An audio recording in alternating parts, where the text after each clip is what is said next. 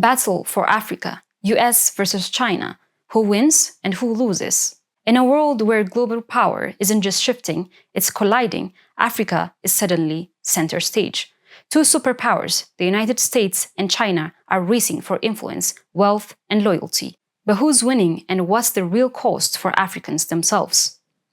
Hi, I'm Sina Exau and this is Analytica Today.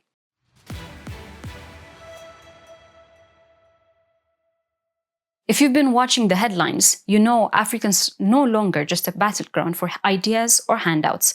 It's the world's fastest growing region, rich with critical minerals, growing cities, and a young population that every major power wants on their side. But today, the script is changing.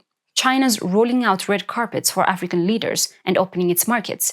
The US is hosting select presidents at the White House, shifting from aid to trade.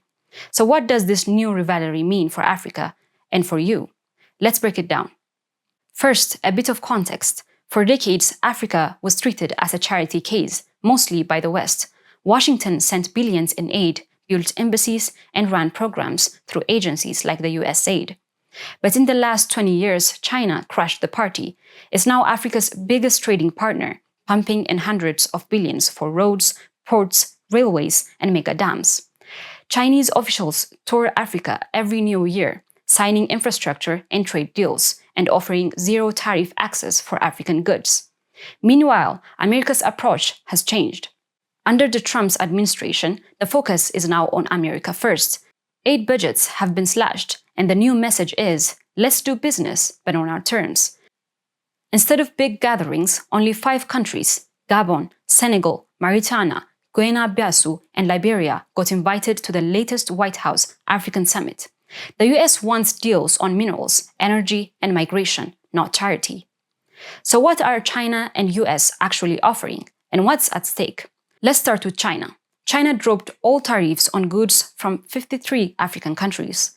This year, China-Africa trade jumped by 14%, reaching $165 billion. China is not just buying raw materials, they're investing in African factories, building roads, and funding big energy projects like solar and hydropower.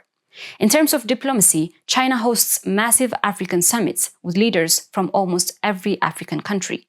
These aren't just photo ops. China now calls these relationships all-weather or strategic partnership, promising to stick by Africa even when times get tough. China is quietly building its security presence too. They run joint military exercises with Egypt, sell weapons to much of the continent, and are rumored to be eyeing new naval bases in places like Gabon. Why? To protect their interests and compete with US in key regions like the Red Sea and Gulf of Guinea. Now what's America offering? The US says it wants business, but only with countries that agree with its policies. Major African players like Nigeria, Ethiopia, and South Africa were left out of the latest White House summit because of their ties to China and BRICS. More importantly, the days of big American aid programs are over. USAID has been shut down. Now the US wants direct investment deals, but with strings attached, and mostly in mining oil and infrastructure. At the same time, new tariffs and travel bans have made it harder for some African countries to export to the US. The big US focus is on securing access to minerals like cobalt, lithium, and manganese, essential for batteries and tech. In places like Congo and Gabon, new peace deals are often linked to US companies getting a shot at these resources. But there's a price for all of this competition. When two giants clash, smaller countries risk getting trampled. African governments are being courted, sometimes flattered, sometimes pressured. China offers easy credit, but may worry about debt and lose control over national resources. The US promises investments, but only if you play ball. Meanwhile, ordinary Africans want jobs, better schools, and more dignity, not just raw deals or empty promises. Take Liberia. After the US cut aid, its already fragile health system nearly collapsed. Gabon and Mauritania, rich in minerals, now face a new scramble as the US, China, and even Russia compete for influence. African leaders, for their part, are getting smarter, sometimes playing rivals of each other, sometimes left to choose the lesser evil. So where does this all go?